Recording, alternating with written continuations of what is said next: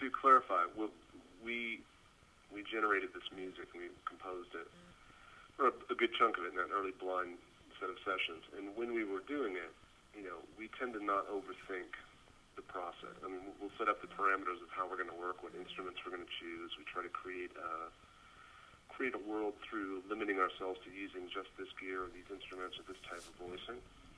We start working on it, and some of the things we'd think, well, let's remember what film we're writing this for. It's not asteroids destroying the Earth, which a couple of the pieces could have been the soundtrack to that. Yeah. Very tense, dissonant clusters of sound. But we thought, let's just, this all came from the same mindset. Let's just see what he responds to. And then shortly after we turned that music into him, and he said he was into it, he put together a quick temporary edit to show some people at the studio. He said, come by and check this out and see what you think. That's the first time we saw Hand Covers Bruise put in that title, in the title segment. And it was amazing because we love that track, but neither of us thought that would be in that place because we weren't thinking that creative enough. We'd written the piece thinking it fit the tone of the film somewhere in there. But putting it up there was a real testament to Fincher's vision and the way he was approaching this, and it really educated us as to the parameters of this thing. Okay, wow, okay, now we get it.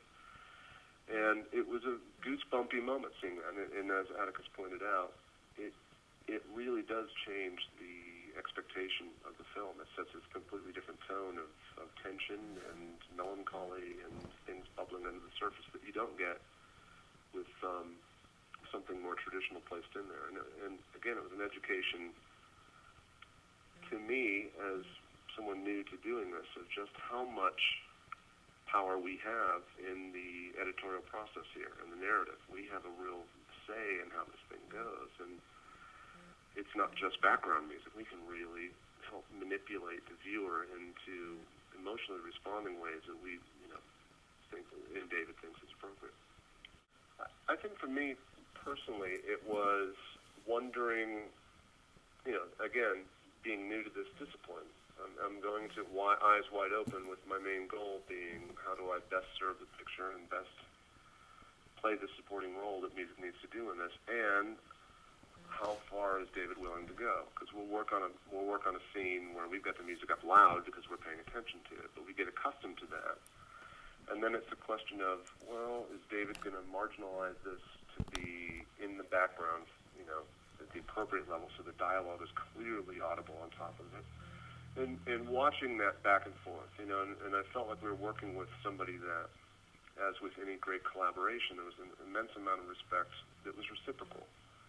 And we'd see what comes back from David, and not always would we agree with, it wasn't always yes, but it was always better when we'd see what happened. Okay, he is looking at this in a more macro way than we are, and that is better that way.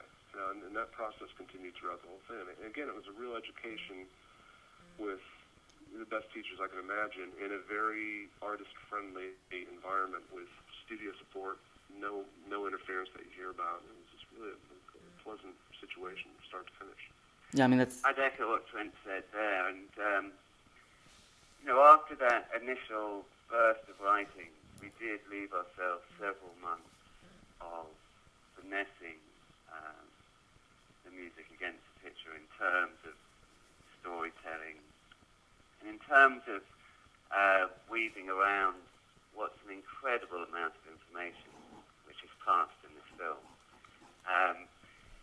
Just in terms of, films that you see nowadays, there's a lot of dialogue in this one, and that was a challenge to deliver emotionally what we felt was appropriate and stay out of the way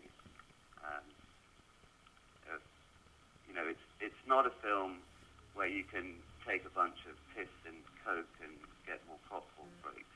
You are going to miss something. Yeah. You know what I mean? Yeah.